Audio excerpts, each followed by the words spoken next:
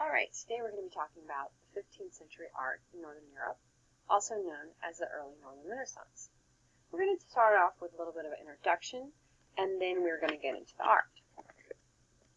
Now, when I talk about Northern Europe, basically I mean present-day Belgium, Luxembourg, and the Netherlands, or Holland.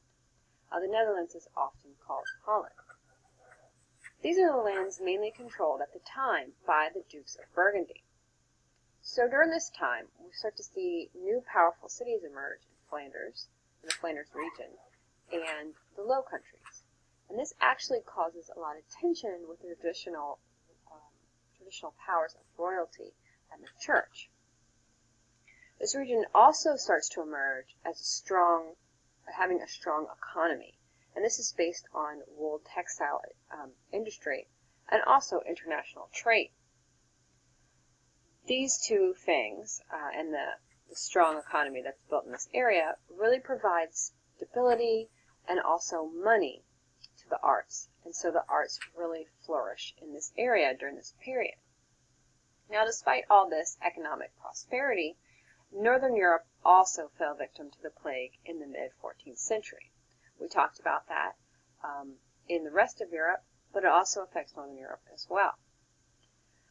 So Northern Europe is greatly weakened during this time, and feudalism is actually really weakened. Economic growth of the late 14th century gave rise to a prosperous middle class of artisans, merchants, and bankers. And this region actually becomes a haven for humanist concepts. And this is a place where people could really find their own place in the world through personal achievement, and not inherited through wealth. So this is really kind of a new concept to these people. So usually power and wealth was inherited, and it could still be inherited, but there was also these new opportunities. And so these new opportunities led to the emergence of a new middle class. And this new middle class supported scholarship, literature, and the arts. And your book talks about this stuff as well. The middle class support caused an explosion of learning and creativity, and this becomes known as the Renaissance. Now, as you can see right on your slide, the Renaissance is based on a French word for rebirth, and it means the rebirth of the classics. Humanism and the Renaissance are tied to the revival of classical learning and literature. And what I mean when I say the classics and classical is Greek and Roman, philosophy, art, and literature. And so this period, known as the Renaissance, becomes known as this explosion of learning and creativity. And this is based on the concepts of humanism, which of course reflects these concepts of the earlier classical world. Now, education also starts to change from this period. Before, it was really limited to just the elite. Now, education is for other people. It's no longer just for the elite and those who are training for religious roles. It's also now for the middle class. So middle class people start to send their children to be educated in schools, and they also hire tutors if they can afford them. So education is a little bit different than what we understand it today.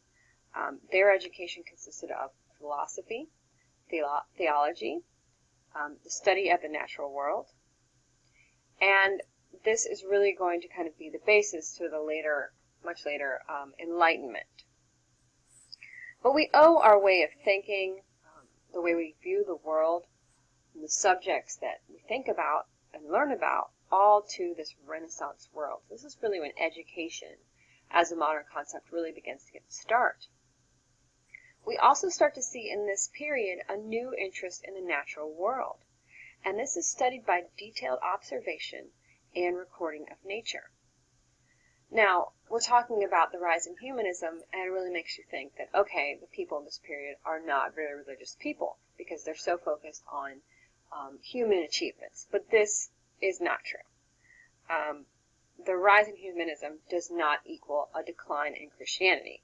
In fact, intense Christianity continues, even though there are actually some problems with the Western Church.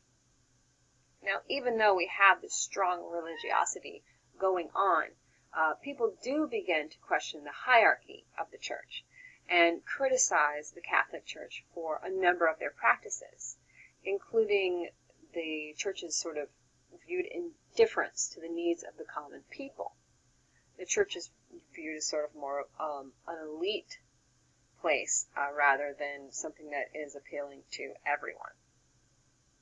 Now, the inner class still remains intertwined with the power of the church and the royal and noble courts in this period. So, of course, they still have lots of power.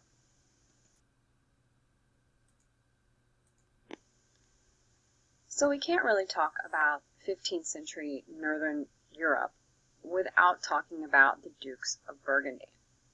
So the Dukes of Burgundy are the most powerful rulers in Northern Europe during the 15th century. And they really came to power in the 14th century when Duke Philip the Bold of Burgundy married the daughter of a Flemish court member in order to get the lands in the Netherlands. So after this, he began to control Burgundy, Flemish, and Netherlandish centers of finance and trade. Now, the Dukes of Burgundy did have kinship or a blood relationship to the kings of France. Despite this, they actually did not get along at all. So one of the problems is that the king is threatened or jealous by the Dukes of Burgundy because the Dukes of Burgundy are wealthier than the kings. The king held Paris, but the Dukes actually have more splendid courts in their own city. So the Dukes held present-day East Central France, Belgium, Luxembourg, and the Netherlands, and also Berry, which is in central France. Now, even during the 100-Year War, despite this, this kinship relationship between the dukes and the king, they actually did not reunite. So they did not really support the king during this period. And actually, Burgundy and England were often allies because they had a common financial interest in Flanders. So, what is important for us to learn about the Dukes of Burgundy, despite the fact that they were these great rulers, but also is that they had these really splendid courts, and they had to decorate them with, of course, lots of elaborate art.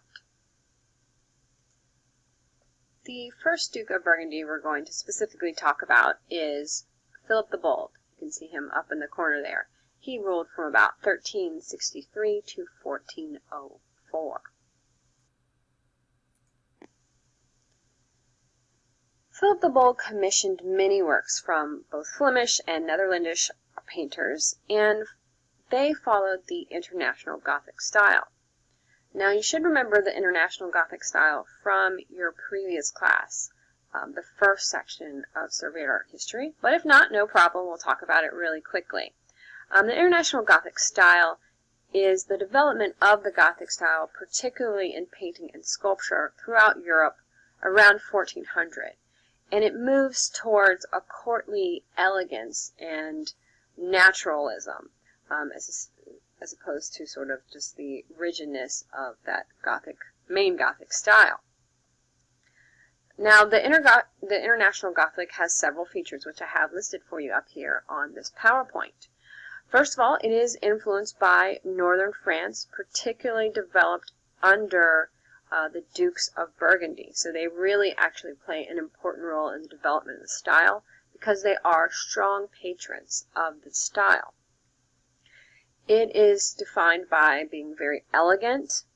It uses rich decorative coloring, has these elongated figures, and what we mean by that is like hands will be much longer than they actually are. Necks would be much longer than they really should be in real life. So even though they have this attention to naturalism, they also are exaggerated, elongated. They also use lots of flowing lines. Perhaps you can see that here in this image's drapery. We have a lot of flowing lines, like with the angel's cloak kind of swirling off, these beautiful sort of flowing lines. They have an interest in nature. We have a kind of an intense study of these flowers in the background here, while we have sort of these elongated, maybe sort of awkward figures in the foreground. You can see these flowers in the center there actually are very detailed. So we really see that this interest beginning to develop in naturalism and the study of nature, and we'll actually continue to see that develop in the Renaissance. Also, of course, looking at this, you can see the decorations are extremely ornate. Look at these arches. They're gold.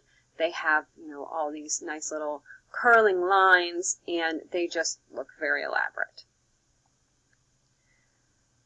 Now, the development of the French Gothic tradition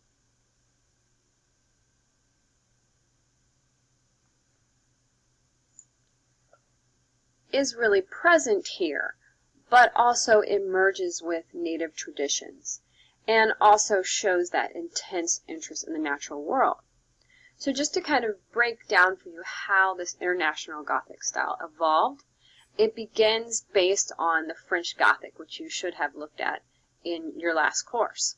If not, there are some chapters of it in the book. So it starts as this French Gothic style, then it spreads to the Germanic lands into Northern Europe. And Northern Europe really takes it and runs with it. And they add birds and plants and animals, and they use their love of studying nature and accuracy to really create this international Gothic style. By the 14th century, they expand upon this, and they add details like reflections on water, steamy breath on a cold winter's day, sheen on a metal basin. So we'll really actually start to see that as we look at the art today. By the 15th century, they placed these details in scenes that convincingly replicate the material world. And really, it even goes into portraiture, where portraiture really becomes very lifelike.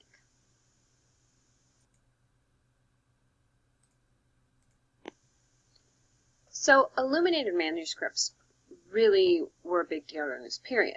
They began in the early 15th century, sort of mimicking what was going on in illuminated manuscripts in the 14th century, but also adding its own developments. So basically an illuminated manuscript is a text with illustrations. I have 3 images here so you can see kind of what I'm talking about. Now, illuminated manuscripts were very, very expensive to create. First of all, there's no printing press, so each of these words are, of course, written out by someone. So someone has to sit there for hours and hours and days and weeks and years and write these things out. Then, of course, we have to have the artist to come in and decorate it. You can see that it starts off as sort of a small decoration, and it's going to actually get to be a full page. We'll get to that in a second. Now, because of the expense, manuscripts were commissioned by wealthy patrons. These patrons were interested in collecting all sorts of texts, religious texts, encyclopedias of plants, health manuals, and all of these things would be known as illuminated manuscripts. There were workshops in both France and the Netherlands, and these produced manuscripts that were really in high demand. So they were sort of like the elite manuscript workshops. Everybody kind of wanted illuminated manuscripts from these 2 workshops.